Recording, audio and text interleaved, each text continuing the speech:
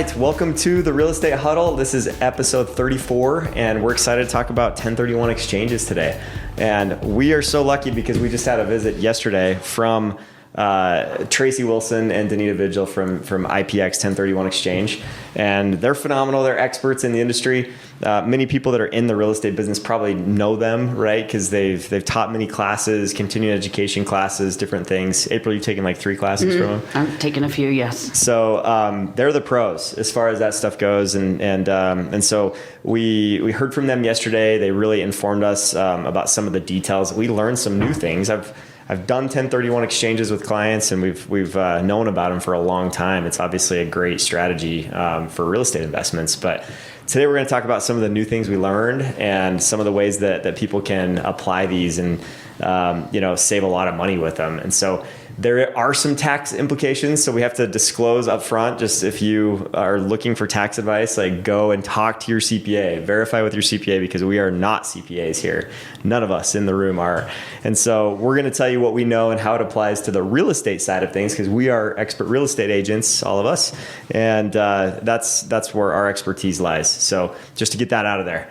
But let's start talking about this. Who loves paying extra taxes and as many taxes as we could possibly pay? As much as I can give extra. Try. That's where, that's the most charitable donation I can think of. So. The bottom of your heart. They're so efficient with their money. Yeah, exactly. And obviously, everybody, we should be honest with everything we do as far as that stuff goes. But it's good to know the law, right? It's good to know like where you can use programs like this to help you on the real estate side of things. And so let's just define it real quick. There's a couple different elements of it, but 1031 exchange. This is where you basically have an investment, a real estate investment that you're selling, right? And instead of just straight up selling this property, you're going to exchange it with another property, right? And so your proceeds, when you go to sell, they go into this basically 1031 account, right? That is held, and then they are applied to a purchase. And there's some rules around that, basically, that you have to identify the property within 45 days, which means like be under contract on that property, and then close it within 180 days after you've sold the previous investment.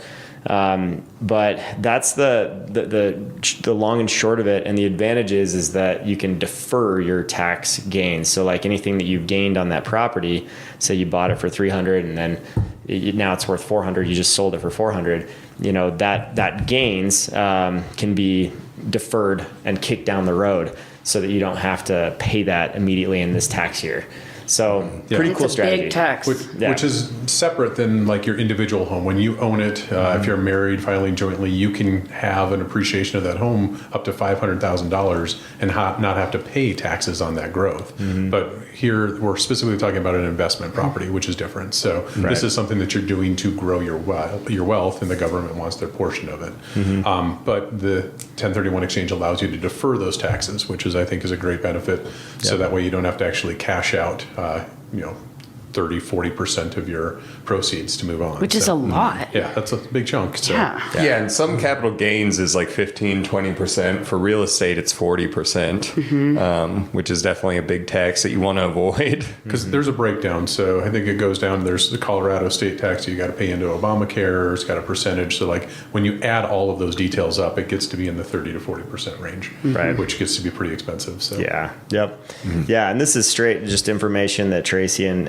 Danita gave us yesterday. So obviously if you have specific questions to like all the ins and outs and rules, like I would highly recommend talking to them. They're true experts. But like there's a couple other things that we learned yesterday, right? Like you can kick this down the road a few times, right? Not just once, but what some investors do is they'll sell an investment, 1031 exchange it to the next investment, and then maybe do that again to the next investment and the next investment. So they've never really paid capital gains on it, right? And then I thought that the only way to like eliminate it in the end was to die and have inheritance, like pass it on. But there's another way. So yeah, normally it's when you pass away, your inheritance, the people who would inherit all your investment properties, they go to a stepped up basis. So they actually get an actualized value of whatever that property is worth at the time of your passing. So normally that's where the new line in the sand is drawn, and then those deferments of those taxes will kind of wash away. So you pretty much had to, pass away to make that a realization. Now, yesterday we learned that there was something very interesting. So the application that came to my mind is somebody who, let's say in 5 years from now, they want to downsize and retire in a retirement community or retire in like a mountain property. And it's Colorado. That's a very key option there. You can buy that property as an investment property and rent it out. They 12 to 24 months, and then move into it. And if you live in it from 2 of the last 5 years, you can actually turn that back into a personal residence and convert it from an investment property back. And that's where, if you're married filing jointly, you can nullify $500,000 worth of capital gains. I did not know that was a possibility, but I will be taking some extra CE credits to get all the details on that one, because that was a great opportunity. I think it's new too. crazy. Yeah. Because I think that's only, maybe I'm correct in that, but I think he said it's been the last couple of years that they were able. So that's just, kind of a new. just drawing up the scenario, right? So like I buy a condo, right? That condo grows, does well. A few years later, I decide, you know what? I'd really like a single family house, right? So I sell that condo, and then I do a 1031 exchange into a single family house, right? Don't pay the capital gains tax because it's kicked down the road. Now I want to, I hold that for, let's say, 15, 20 years, right? It's a great investment for me. It grows a ton, and there's a lot of gains. But if I'm thinking, okay, I'm getting to like retirement age, and now I want to have a ranch type home, right? Single living. We call them ranches here in Colorado. Other places call them like ramblers and different things. One-story living. One-story living. I want to get to no stairs, right? And just have a house and have it be a place on the lake or something like that. I could then sell that single family home and buy another investment that is the home that I eventually want to go and live in, right? And rent it out for a couple of years, have it as an investment, and then convert it to my own residence. Just move in, and then you can defer all those gains. So that's really cool. We learned this from Danita and Tracey yesterday, and pretty awesome stuff where you can save a lot, as far as the tax situation goes. So interesting strategy.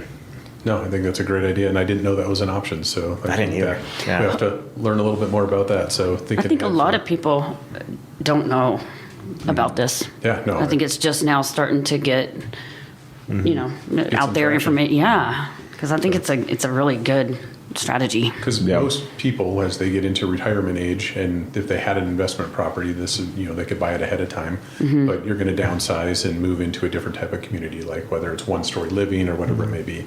So I think that's a great opportunity. So, and it could be a good, as long as you rent it out for a period of that time. So I think they were saying 12 months is pretty close, but 24 is really generally what most people get. So talk to your CPA to get the specific details in your state. Yep. And on the topic of like other options people might not know they have, I really like the potential to do a reverse swap. So you're able to take that property and find the one that you're going to buy before you sell your property. So just in a very basic sense, instead of having to sell your property and now you've got the timeline ticking to go find another property, you can identify the one that you want to swap into first and then have a qualified intermediary purchase it for you. And then once you're able to sell your property, the intermediary basically transfers the ownership of your new property to you. Yeah. That's awesome. And why, just for our listeners, why would anyone want to do it that way? Yeah. So, especially right now, let's say while we have inventory that's going down, a lower inventory situation, you might want to be able to identify that property that you're going to swap into first so that you don't have to worry about the timeline. So if you were to, let's say, try to do a 1031 exchange, you sell your property, and within that 180 days you fail to find your replacement property, you are on the hook for all of those taxes. And it's like the second that midnight switches over on those 180 days, it's no going back. You have to pay those taxes. Yeah. And especially in a lower inventory market where you may not get the offer or get the home that you're looking at or the property that you're looking at. So it's nice to have that timeline and that pressure taken off, because I guess with anybody, when you're making a big purchase, when the timeline and the deadline is there and is forcing you to do things, you maybe think a little bit differently than you would with a clearer picture without the pressure. Yeah. So Absolutely. Yeah. And with the 45-day to identify, you get to identify 3.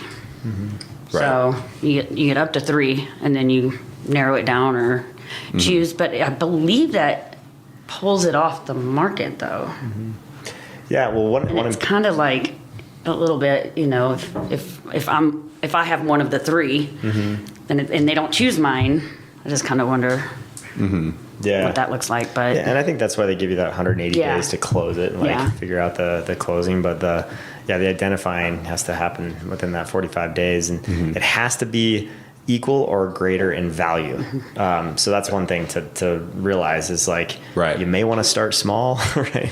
Yeah. Because it's got to go up from there as far as your investment goes. So, but no cash can exchange hands. So that's why Right. IDX, they do a great job of holding the actual The funds. proceeds and the funds for you. Yeah. So that way there's no commingling, so you don't have to worry about that. So they're that intermediary, right? Yeah. Which is good. And that's how the reverse works too, right? They actually purchase the property. They are the buyer in that scenario. And then, once you sell your property, then they just exchange that money, right? From one hand to the other. And so, like immediately, Yeah. within an hour yeah. of the closing. So Yep. Yep. And then another option that was really interesting is mixed use. So a lot of people, if they have a property where, say, you have a good amount of land, you're living there as your primary residence, and then you have like a barn or something else, or, a cottage house that you're renting out. You're able to use the mixed use laws to be able to claim your own primary residence under your capital gains exemption, which is $250,000 if you're single, $500,000 if you're married. And then the rest of the property with that mixed use, if you've been using it for investment or income, you're able to 1031 that portion of the property so that you're covering yourself and protecting yourself from more taxes. So if you've got an accessory dwelling unit with you're renting out or any of that type of stuff, you can really section it off, and it's a great advantage. So you can divide up and parcel that out. So same thing, people who work from home right off their office space and stuff like that, there's deductions for that. This is just taking it one step further and really, dissecting the property that way. Yeah. And one of the other things is, if you own multifamily and you want to exchange it, you can exchange it for a retail shopping center Yep. or land or, something that doesn't have to be in the same category. Yeah. Yeah, the like kind is somewhat of a misnomer. So So you can kind of learn And to kind of transfer into something else. So owner occupied fix and flips are kind of excluded from this, but as long as it's in the category of real estate, you're open there. So It's awesome. Yeah, Yep. Tracey and Danita are going to watch this, and they might slap us around. maybe we'll get some CE credits. Yeah. Have a lawyer class here. Hopefully we've explained some things so that people can actually understand it too. I know it's a lot of lingo with 1031 exchange is such a big scary word, but really that's all it means, right? In simple terms is you're just kicking your tax liability down the road so that you can pay it later and then pay it maybe never, right? If you convert it into a single family, like a principal residence later down the road. So, and this started from the barter system. So there was the person who actually started this 1031 exchange proposition was trying to exchange, some type of property for land or whatever it may be. So it was kind of the barter system. He's like, why should I have to pay taxes on the sale of this land? Yeah. And so that was kind of the start of what this is, and it's just grown from there. So nice. And another use case is if you want to increase cash flow for people who are investing. I have a client who I talk about all the time. He started out getting a 1-bed, 1-bath, lived in it for a year. He has a 2-bed, 1-bath. He lived in that. Now he's got a duplex where he's living in one half. So if down the line he wanted to consolidate, he could do a 1031 exchange and say, okay, I'm going to take my smaller properties and 1031 exchange them into a big multifamily development or something. either to simplify or to increase the cash flow. So there's other use cases as well where you can get an advantage with the 1031 exchange, not just sheltering yourself from tax if you're going to sell something. Right. Well, and I think of the mindset, right, of the investor of like, why would an investor want to do a 1031 exchange, right? Like, why would he want to improve or she improve their investment, right? And I think in some cases it may be they're tired of maybe they're dealing with a lot of headaches as a landlord, right? And the type of investment they have is not producing like the longevity or the quality of the renter that they want to experience, and so they want to change their investor experience. That could be it. I think some people are hesitating doing 1031 exchanges because their interest rate is so low on their current one. Right. And that's a big deal right now. I think there's a lot of hesitancy to sell any investment because the interest rate is so low that you can't duplicate it nowadays. But those loans are eventually going to be paid off. And I think there's going to be a lot of 1031 exchanges happening when those low interest rate loans on investments get paid off in full. And so one strategy that some investors do is they apply any cash flow that they gain from the property back into the principal of the investment, right? So let's say you're renting the place out for $2,500, right? And your total payment, HOA, everything, all your expenses adds up to $2,000, right? So I have $500 a month in cash flow. They're just putting that $500 a month directly towards principal to pay a loan off faster. And once they do that, then they don't have to worry about the interest rate at all, right? In that case, and they can just go buy another investment that is equal or greater in value with none or like no loan or very low amount loan. Yeah. And so I think that's what you'll see more of in the next like 5 to 10 years is like an explosion of these 1031 exchanges for people to defer their gains. I think so too. Awesome. Any final thoughts, guys? We'll wrap this one up. No, excited to get into more details on that with Tracey and IPX. They were really good. So Yeah, absolutely. And again, they are the experts on 1031 exchanges, and CPAs are the experts on taxes. So I can't say that enough. I feel like we should have said that like every 2 minutes, right? But we said at the beginning, we said at the end, we are not tax experts. We are not 1031 exchange specialists, but we do like to share the info and point people in the right place so that they can know about these programs, right? And that's our job as real estate professionals. So hope you've enjoyed today listening, and we will catch you on the next episode.